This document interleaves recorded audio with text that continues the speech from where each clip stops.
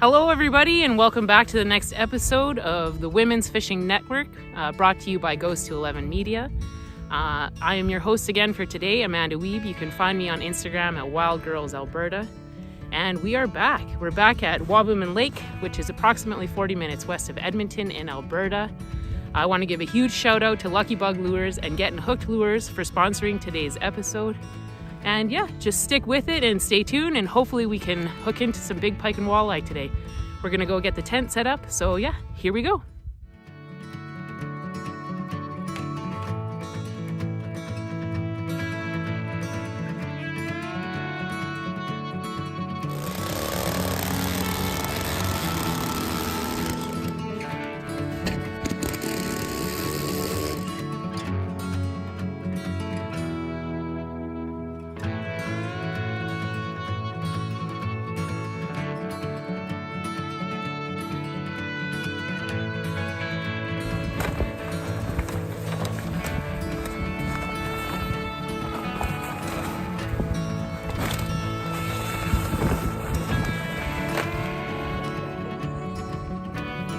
We'll start that part again.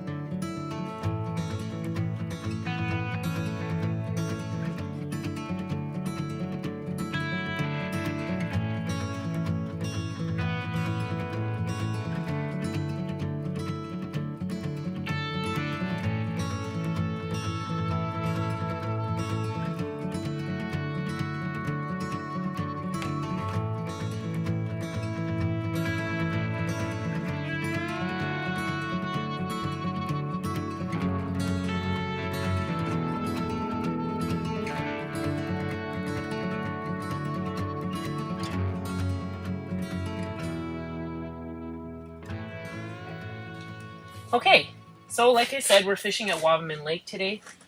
It's about minus 22 right now with a little bit of a wind chill, but nothing too bad. Not quite like last time. Again, we're sitting in about 8 to 10 feet of water right now. When I first get here and drill some holes to try out a spot, I like to send something down that makes a lot of noise and flash. So I'm going to start out with a Rapala slap rab. And yeah, I like to just drop it down and lift it up and down quickly a couple of times. I feel like it tends to lure any fish in the area in. And then yeah, I'll swap to something a little bit more finesse if they're not interested in this particular lure. But let's see what we can shake up. So every once in a while I just pull up like really quickly on my rod. And that's what kind of engages the rattle inside of the lure, and so it'll make like a loud buzzing and almost like shockwave sound through the water, and that seems to just really get them fired up. So yeah, I like to just kind of twitch pause every couple of minutes, and then when you see them down there, because you'll often see them when you're fishing in a tent, just light jiggles, about an inch or two off the bottom, and it drives them nuts.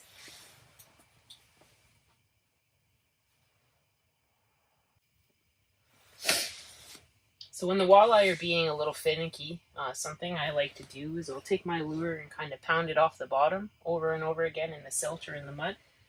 Tends to really get them going. And then hopefully you generate a bite.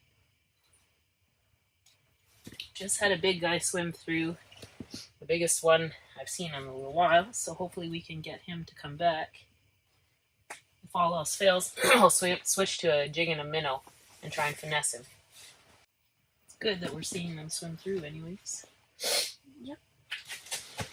Adds a nibble. Chalk up to that. Just a nibble.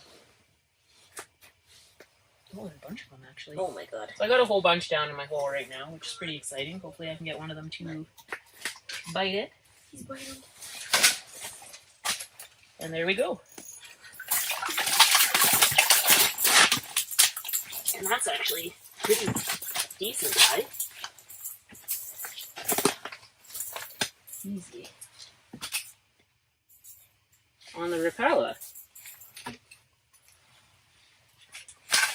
Look at that guy. Holy smokes. Okay, just give me 1 sec, Jake. Can I have those pliers for 1 second? And I'll just get my guy back down in the hole. And then I'll help you. Right. There he is.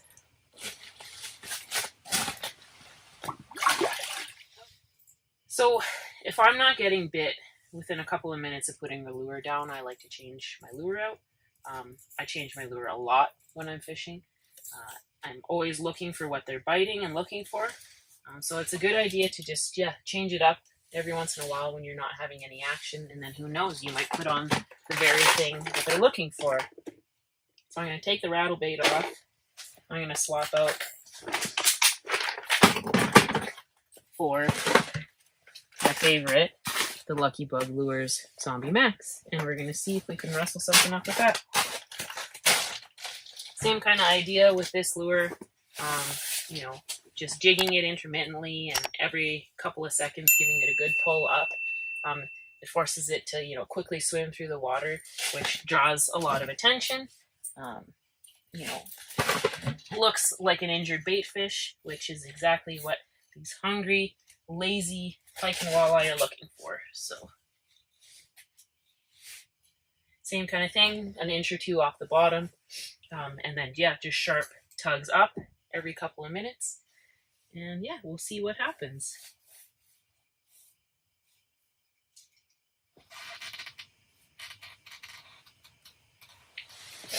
So the bite's pretty slow in this particular location right now.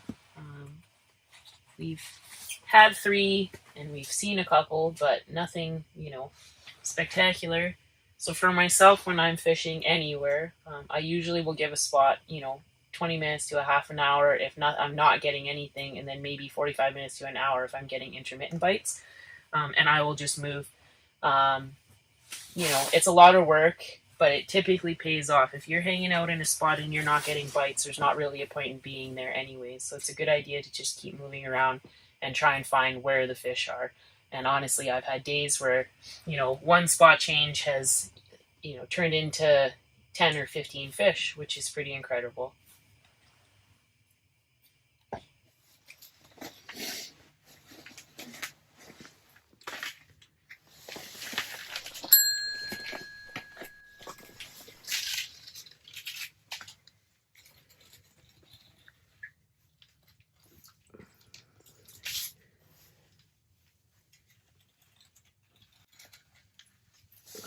Ooh.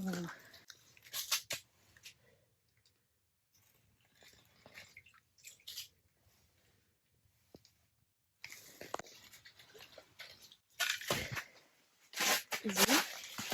We're about to find out. Nope, I whiffed on it. I'm not the most patient fish. Oh.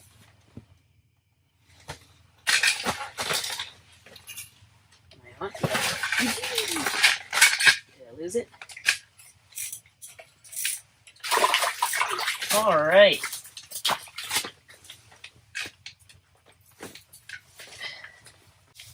Just in the nick of time, there's the second walleye of the day. That was on a minnow and a jig. I actually do have a dead stick operating. It's a really good idea to take advantage of all your lines. Check with your provincial regulations. It'll tell you how many lines you're allowed to have. In Alberta, you're allowed to have 2. Nice close-up of that guy's teeth. You can't forget when you're ice fishing, a vital part of the whole fishing mission is to bring snacks. You're out here for long hours, so you get hungry. Gals gotta eat.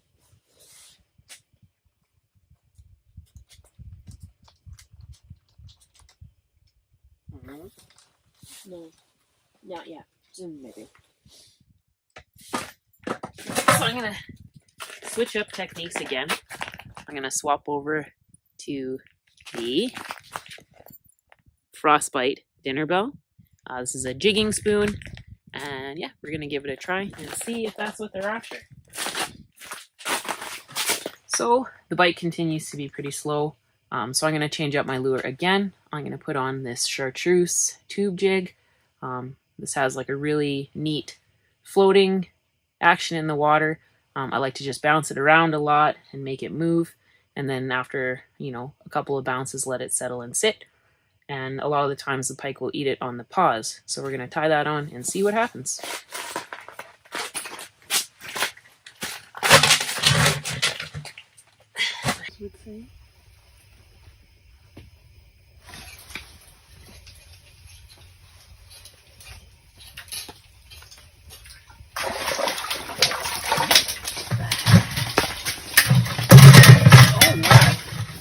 Mayhem! Don't poop.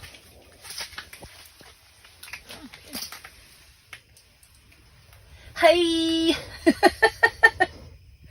Last one of the day.